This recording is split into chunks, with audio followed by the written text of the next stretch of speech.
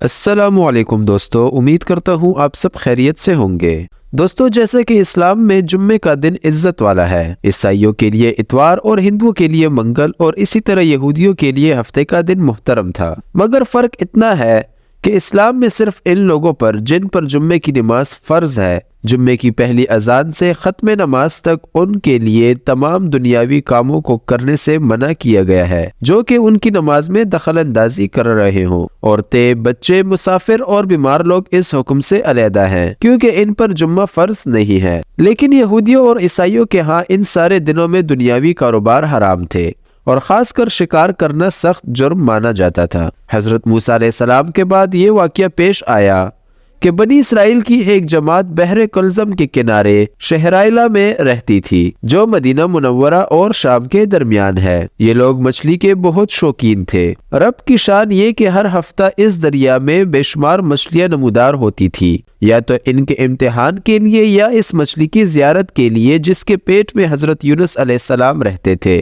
باقی دنوں میں سب مچھلیاں غائب ہو جاتی تھی۔ ان کے منہ میں پانی بھر آیا اور سوچنے لگے کہ کسی تدبیر سے ان کا شکار کرنا چاہیے جس سے شکار بھی ہو جائے اور ہفتے کے دن کی بے حرمتی بھی نہ ہو۔ آخر ان عقل مندوں نے یہ حیلہ سوچا کہ دریا کے ارد گرد بہت سے گہرے غار کھود دیے اور دریا سے اس غار تک نالیاں بنا دی۔ جمعے کی شام کو ان نالیوں کا منہ کھول دیتے تھے کہ پانی کے ساتھ مچھلیاں ان گڑھوں میں آ جائیں اور اتوار کے دن ان گڑھوں سے پکڑ لیتے تھے اور کہتے تھے کہ ہم ہفتے کو شکار نہیں کرتے۔ انہوں نے وہ مچھلیاں خوب کھائی اور فروخت کی جس سے یہ بڑے مالدار ہو گئے۔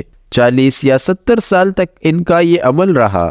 یہ لوگ کل 70,000 تھے۔ ان کی 3 جماعتیں بن گئی، ایک جماعت شکار کرنے والوں کی، دوسرے اس سے منع کرنے والوں کی اور تیسرے خاموش رہنے والوں کی۔ یہ لوگ کل 12,000 تھے، باقی سب شکاری۔ جب شکاریوں نے ان کی نصیحت نہ مانی تو انہوں نے اپنے اور ان کے درمیان ایک دیوار بنا کر شہر کے 2 حصے بنا دیے اور کہا کہ ہم ان کے ساتھ نہیں رہیں گے کہ ہم پر بھی عذاب نہ آ جائے۔ یہاں تک کہ حضرت داؤد علیہ السلام کا زمانہ آ گیا۔ آپ نے ان کو شکار کرنے سے منع کیا اور فرمایا کہ اے بے وقوفو، قید کرنا ہی تو شکار ہے۔ جیسے کوئی ہرن کو جال میں پھانس لے، اس نے شکار کر لیا، کھائے یا نہ کھائے، اور کھائے تو آج ہی کھائے یا کبھی دوسرے وقت، غرض یہ کہ ہفتے کے دن تمہیں شکار کی ممانعت ہے، نہ کہ فقط ہاتھ میں پکڑنے کی یا کھانے کی۔ اس سے باز آ جاؤ ورنہ عذاب میں گرفتار ہو جاؤ گے۔ شکاریوں نے کہا کہ ہم تو بہت عرصے سے یہ کام کر رہے ہیں، اگر یہ برا ہوتا تو اب تک ہم کو امن کیوں ملتی؟ تب حضرت داؤد علیہ السلام نے ایک دعا فرمائی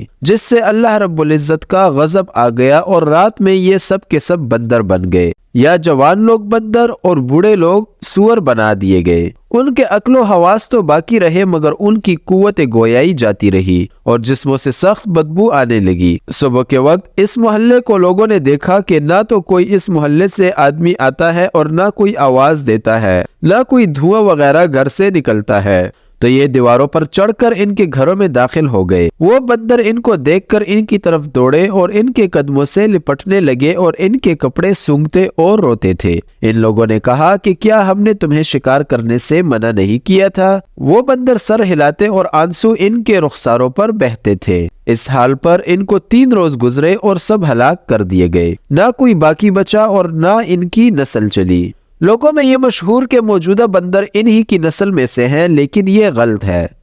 ان سے پہلے بھی بندر موجود تھے اور یہ موجودہ بندر ان سے پہلے بندروں کی اولاد میں سے ہی ہے، کیونکہ صحیح روایت میں ہے کہ کوئی مسخ شدہ قوم 3 دن سے زیادہ نہیں جیتی، نہ کھاتی ہے نہ پیتی ہے اور نہ ہی اس کی نسل چلتی ہے۔ تو دوستو، یہ تھی ہماری آج کی ویڈیو کہ یہودی کیسے بندر بنے تھے اور اللہ تعالیٰ کا حکم نہ ماننے پر ان کو کس قسم کی سزا سنائی گئی تھی۔ امید کرتا ہوں کہ اس سے آپ لوگ کو کچھ سبق سیکھنے کو ملا ہوگا۔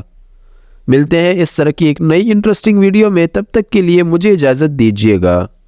اللہ حافظ۔